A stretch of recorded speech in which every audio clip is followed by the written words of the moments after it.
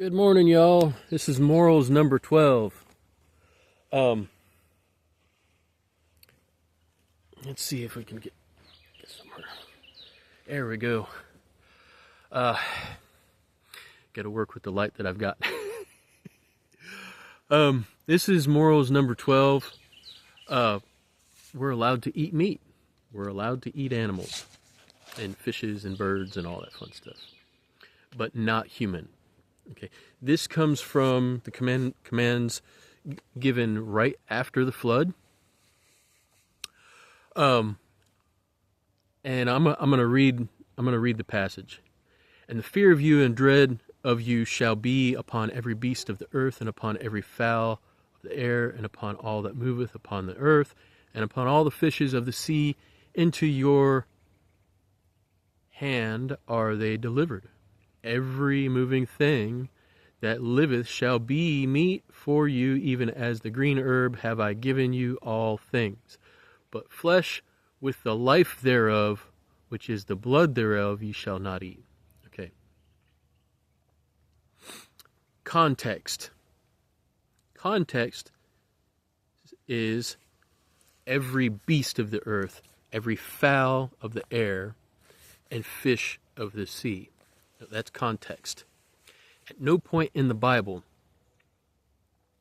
does the Bible ever define human beings as beasts, fowls, or fish.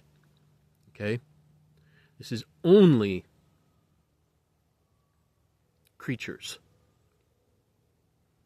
Right? So, and specifically dead creatures. We are not to eat living beings. Why? The very simplicity of it is, we're not supposed to be devourers of life. Okay? Yes, we can take a life. No, we cannot devour a life. Because when you eat something that is living, it is torturous.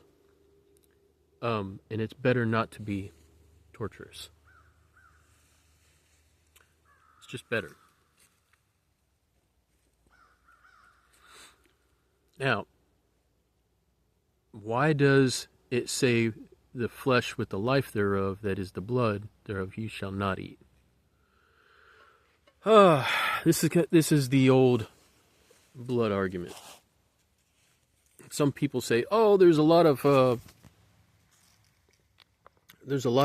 vitamins and minerals in blood. We should be able to eat blood. And I think I've had blood sausage before or something. I'm not sure. You get around folks, and some folks eat different, and you never know what you're eating when you're at their house or when they offer you some. It's like, well, I don't know. And then you've got, the red juice that comes off steaks. Some of it's blood, and some of it, they say, is a certain type of protein that just happens to be red colored. I don't know. I wash my meat before I cook it. Most of the time, unless I forget. It happens. Wash your chicken, whatever. Is it a sin if you eat a little bit of blood by accident? That's what grace and mercy's for, like, that's all I have to say about that. But the science behind it is, yes, blood does have a lot of vitamins and minerals. However, consumption of blood causes blood dependency. That means if you eat blood a lot, then you are dependent on eating blood to sustain your body, because your body will metabolize a lot of the proteins in blood, and your blood will start using that. And if you don't continue to supply that, well, then it causes a problem. The other problem is, blood is the transporter of both nutrients and waste, and both good white blood cells, and also,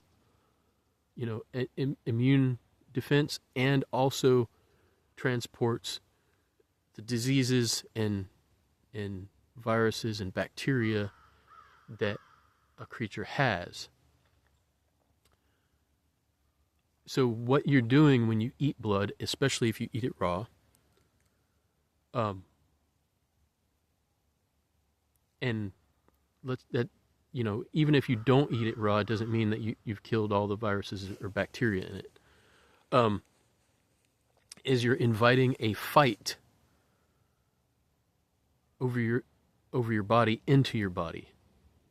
Does that make sense? So like scientifically, like it's very bad to invite disease vectors into your body. And I would say that is something that you should not do. When when you read this, it doesn't say that we have to cook our meat. It just says that it has to be dead, right? And bloodless.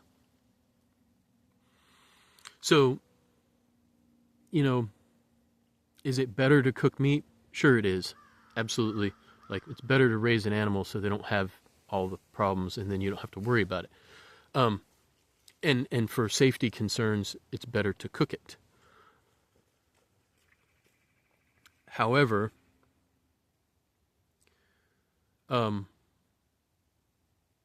we as human beings, I know, like I like my steaks rare or medium rare. And there's a lot of other folks out there that just won't eat meat unless it's a little bit, pink or red. So it's something that's, you've got to think about that. And give consideration to it. And, give consideration to the creature that you're eating, not to torture it to death. Like that's not a wholesome thing.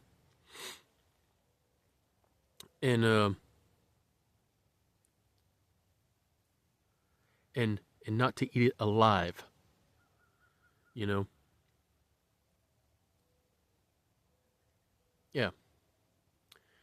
And remember, human beings are not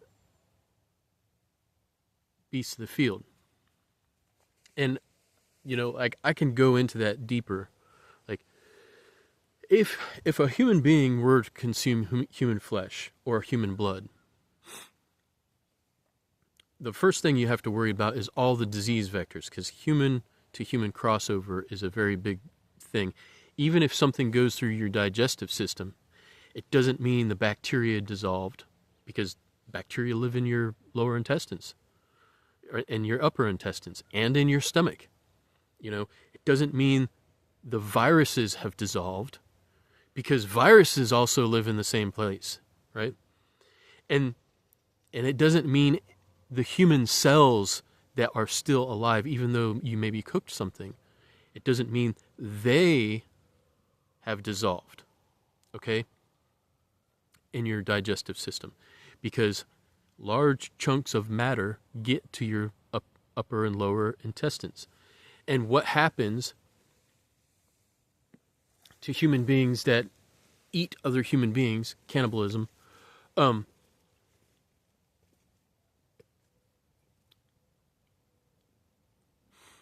is all the disease the chances of catching diseases from other human beings is increased. Then you have another thing called protein dependency, and this happens with a great variety of different proteins, from neurological proteins to muscular proteins, but most especially blood proteins. If a human consumes another human, they will become dependent on human blood and human proteins for almost, well, I'm not going to say their entire physiology, but it's enough things that, like, it's going to mess up your liver, your spleen, your thyroid, your brain, your nerves, your circulatory system. And the worst of it is and this is not a super common thing, but it does happen, especially with folks that, it's been noticed in pregnancy sometimes. And, it happens during pregnancy, crossover between mother and child, but it also happens in cannibalism, is sometimes there's something that happens called rogue white cells. Okay? And these are white blood cells and stem cells that go rogue. Okay, what happens when a stem cell goes rogue? It basically starts pumping out cells that are cancerous. And white blood cells can get in your bone marrow and reproduce. And if your white blood cell, if you consume white blood cells or stem cells from somebody else, they both go to your bone marrow for reproduction in lymph nodes, and they if that person's cells in their body are what do you call that,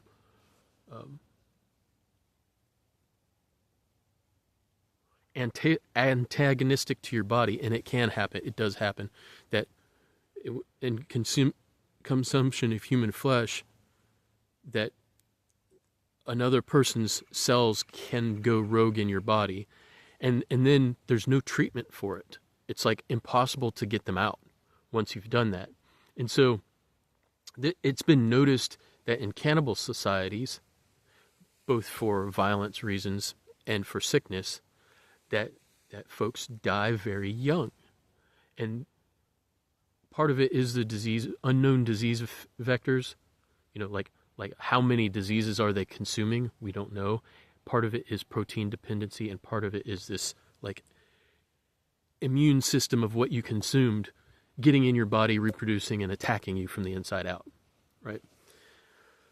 And that's like, wow, that's like really serious stuff. So the Bible says we can eat animals that are dead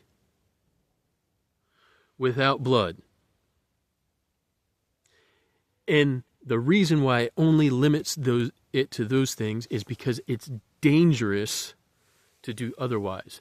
Is it dangerous to eat raw meat because it contains parasites? Yes, it is. Can you? In some good conditions you could, but in bad conditions, yeah, no. So that's the thing to think about, and that's the moral today.